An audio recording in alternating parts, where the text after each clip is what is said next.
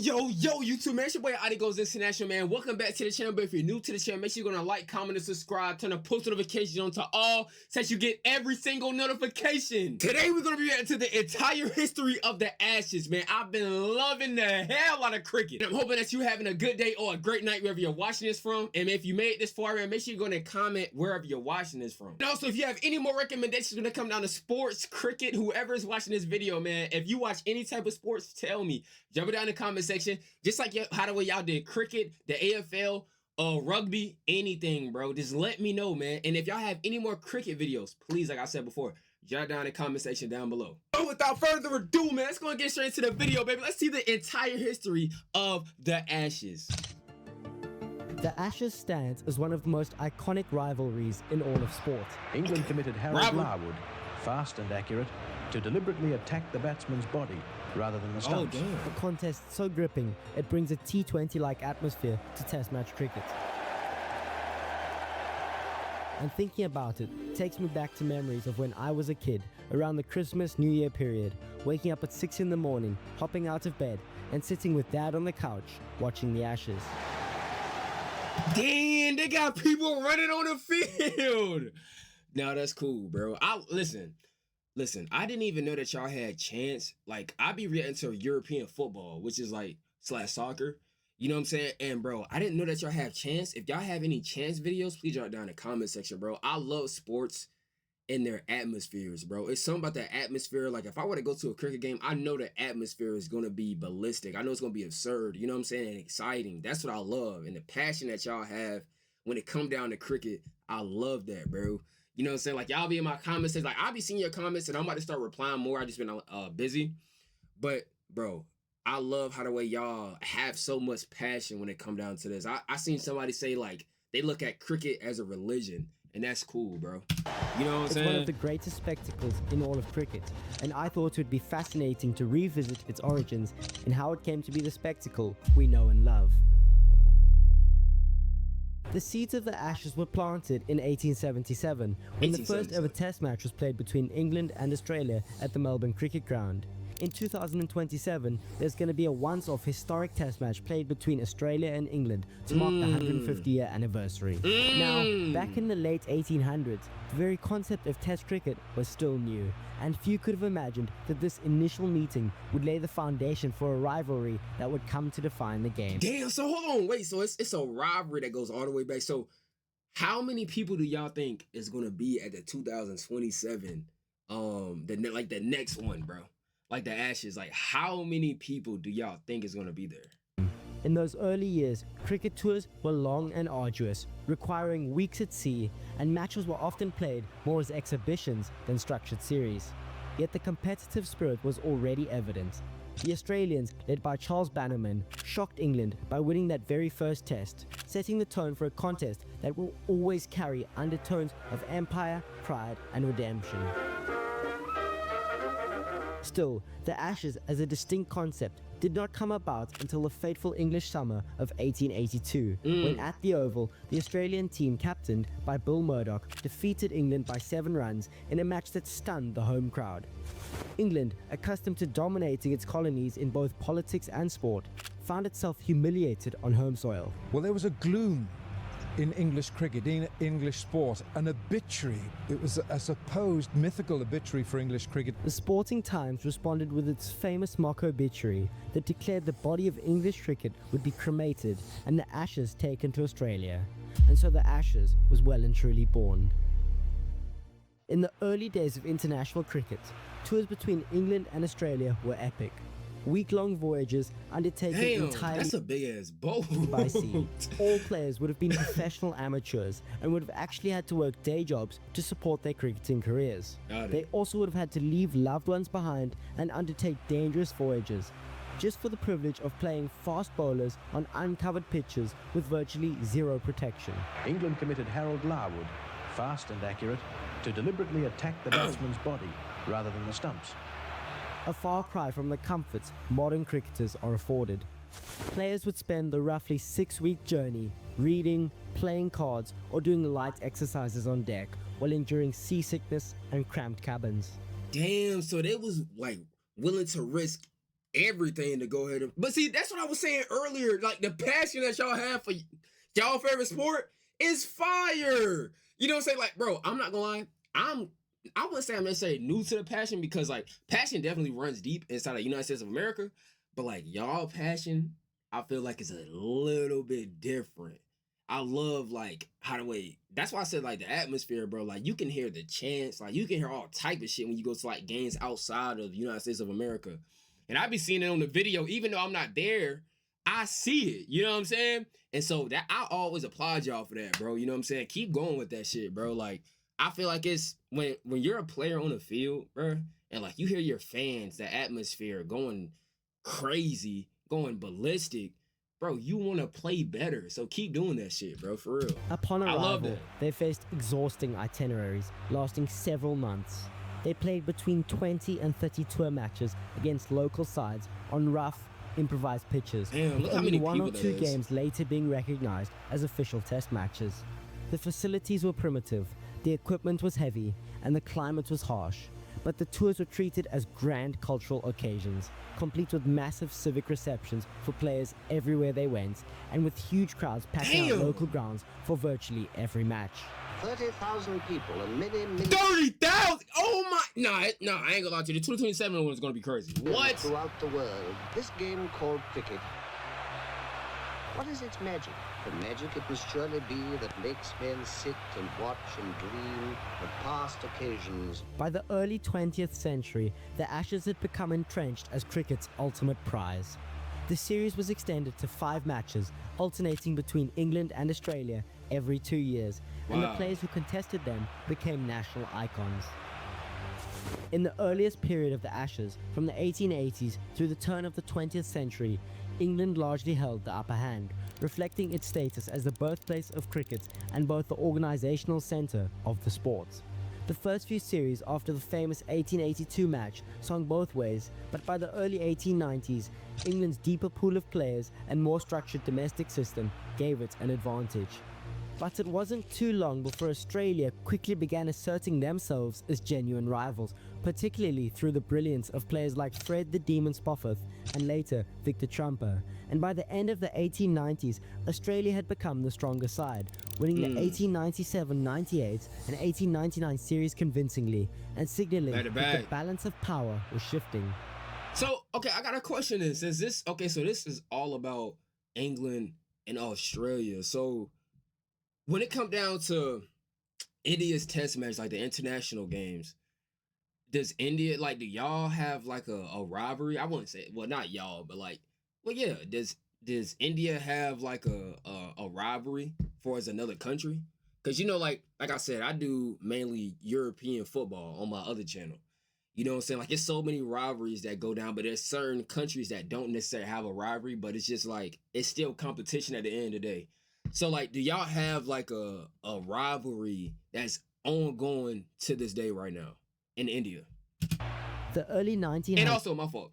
And what are like besides India, like wherever cricket is played, where like how many rivalries are there? You know what I'm saying? Because I know teams have rivalry, but it's cool to see continents. You know what I'm saying? Saw Australia Well, not in continents, control, countries, I with mean, my Clem fault. Hill and Warwick Armstrong inspiring several series wins. By 1902, they claimed one of their most famous victories at the Oval, where they won by just 3 runs in one of cricket's great finishes. The dominance continued into the pre-World War I years, as Australia won the majority of series between 1901 and 1914, their consistency and innovation making them the superior test side of the era. After the Great War, the great rivalry resumed, with Australia emerging stronger than ever. Between 1920 and 1934, Australia dominated almost completely, winning 7 of the 8 Damn. series and only losing once, as the legendary Don Bradman began redefining batting itself. The English briefly regained the urn in 1926, but Bradman's arrival in 1928 changed everything. His monumental runs and consistency left England helpless. So y'all have, bro, you know what I find so cool? Every sport have their own GOAT. Like, you know what I'm saying? Like, it's always somebody that comes in the league and just changes it in a positive way. You know what I'm saying? So like, that's cool, bro. That's cool. 1930 was the year that Bradman's batting talent began to gain international prominence. Scored a phenomenal 452 not out. The only interruption came during the 1932-33 Bodyline series, when England's Douglas Jardine used controversial short-pitch bowling aimed at Bradman's body to reclaim the Ashes. The Bodyline blitz brought the Ashes into England's keeping again by a margin of 4-1. But it left a very nasty taste. But even that dominance was short-lived, as Australia recovered the Ashes in 1934 and remained supreme until the start of the Second World War halted play. When cricket resumed in 1946, Australia yet again picked up where it had left off, winning series after series throughout the 1940s and early 1950s, led by Bradman's final triumphs and later by the brilliance of Keith Miller, Ray Lindwall and Neil Harvey. England broke that streak in 1953 under Len Hutton, finally regaining the Ashes after 19 years. After 20 years, England had taken the Ashes. Yo, look how many people there is! Bro, that's fire, bro. And they held them through much of the 1950s, thanks to fast bowlers like Frank Tyson and all-rounders such as Trevor Bailey and Peter May's leadership. That 1961 series, remembered for Richie Benaud's tactical genius, briefly restored Australian dominance. But the teams remained closely matched throughout much of the decade. This balance continued into the early 1970s, where Australia began pulling away once again with a new generation of aggressive fast bowlers like Dennis Lilly, He's bowled him the last ball of the day. Lilly, well, what a magnificent start for Australia. Jeff Thompson and the Chappell brothers, who collectively powered Australia to multiple wins, including the commanding 4-1 win in 1974 and 1975. And that is the end of So I got a question then. So like, who in today's time, like who would y'all say is like the fastest bowlers or like the most known bowlers in today's like cricket? You know what I'm saying? In the 20th century. Test match caught by Greg Chappell, but Australia have regained the Ashes, having a lead now of 3 matches to 1. Australia has been winning age dawned, the Ashes took on new dimensions. Television brought the rivalry into homes across the Commonwealth, turning players such as Benaud, Ted Dexter and Bob Simpson into household names. Oh, magnificent catch by Simpson. What a fine catch. The introduction of one-day cricket during the 1970-71 tour hinted at the sport's evolving future, yet the Ashes tests remained the pinnacle of cricketing prestige. The decade was marked by turbulence and innovation. Players took the field in front of only 500 spectators, leaving the stadium all but deserted. But as far as the cricketers themselves were concerned, today was something special, despite the turnout. As Kerry Packer's World Series cricket revolutionized professionalism, broadcasting and player influence. And that's the name of the Packer game, money. More money for the players, and of course, more money for Mr. Packer. With Lilly, Thompson and Ian Chappell and Tony Greig at the centre of both the cricket and the controversy. The 1974-75 Ashes was brutal in pace and intensity, with Australia's fearsome fast bowlers overwhelming England's batters, reassuring Australia's swagger and setting the stage for their dominance that they would later enjoy in the 1980s and 1990s. The 1981 series in England, forever known as Botham's Ashes, remains one of the most dramatic and storied contests in cricketing history. He's out. LBW. First ball and Botham's on a hat-trick. Ian Botham was a flamboyant and fearless... They got a hat trick. Oh, I think I heard a hat trick before I think that was a previous video. I didn't know. Wait, maybe I didn't hear that. I ain't gonna, maybe that was for another sport. They got hat tricks in cricket? What the hell? I didn't... What? All-rounder who inspired one of the greatest turnarounds the sport has ever seen. Safely away for 4. A great innings by Ian Botham. 50 in the first innings, a century in the second. After England appeared destined for defeat, Botham's explosive 149 not out at Headingley, followed by Bob Willis's devastating spell of fast bowling, sealed victory for England and turned their despair into triumph. It became the stuff of legend. Bowl him. It's all over. Bob Willis, 8 wickets. England went on to win that series 3-1, cementing Botham's place in cricketing folklore. England have won this match after one of the most astonishing backs you can ever see. The rest of the 1980s saw the steady rise of Alan Border, whose grit and leadership began rebuilding an Australian side weakened by retirements and the disruptions of World Series cricket. Damn, he was hitting By the them decade's shits. end, Australia had regained its confidence and was poised to dominate cricket once again. The 1990s were almost entirely one-sided, belonging unmistakably to the Australians. Wow. There it is. That's the end of this match.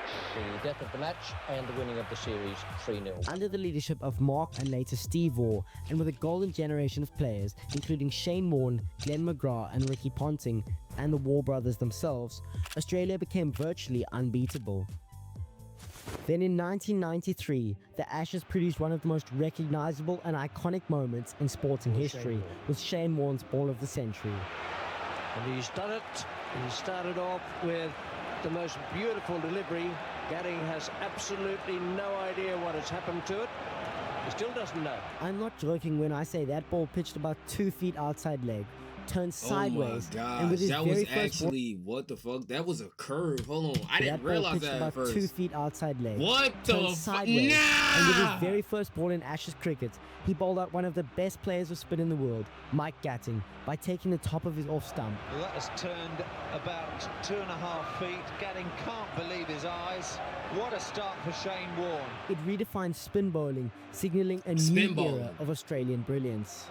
I think it was Michael Atherton who said, English cricket didn't know much about Shane Warne before the start of the 1993 Ashes, but they would get to know him all too well over the coming decades. Absolutely brilliant from Shane Warne. Throughout the 1990s and into the early 2000s, Australia overwhelmed, dominated and crushed England in 8 consecutive series. Their professionalism, discipline and relentless competitive edge making them the benchmark of excellence in world cricket. England seemed to lack any real toughness, mental fortitude or ability to stand up to the Australians, and they developed a mental block, capitulating in the face of any pressure, and it brought about a string of Ashes losses. Australia have won the second end-powered test match by 8 wickets and take a 2-0 lead. The English press savaged their own players, and the Ashes became a one-sided contest played by Australia and a group of toothless players, and the Ashes became a one-sided contest. Golly, that's like, let me see, 1, 2, 3, 4, 5, 6, 7, 8, back to Played back. by Australia and a group of toothless English Lions. Then came 2005, a year that reignited the rivalry. It delivered what many consider the greatest Ashes series ever played. Led by captain Michael Vaughan, England faced a formidable Australian side, featuring the likes of Warne McGrath, Ponting and Gilchrist, all still in their prime. The series unfolded like a sporting epic. Gone. First ball, a half volley. Steve Harmison's fiery opening burst at Lord's, Andrew Flintoff's all-round brilliance, Brett Lee's valiant resistance at Edgbaston, and one of the most unforgettable moments when Flintoff knelt to console Lee after the match, capturing the spirit of cricket at its finest. Victory by 2 runs. Even one of the greatest individual performances Damn, ever that, across wait, the series. so, wait, hold on. So that's a wicket, right? When it hit the shit? That's a wicket? By Shane Warne, with both ball and bat, couldn't stop England winning the series 2-1, reclaiming the Ashes for the first time in 16 years. They would now be written into history as members of the team of 2005 who regained the Ashes.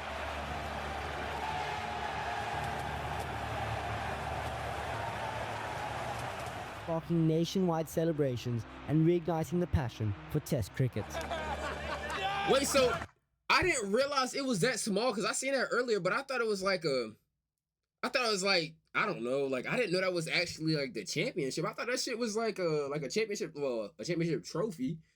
I thought it was like, I don't know, like individually type shit, but it's actually that small. But Australia, stung by the loss, responded emphatically in 2006-2007 with a 5-0 whitewash on home soil, a ruthless statement of dominance. Oh, he takes it. A victory by 10 wickets. You can't do any better than that.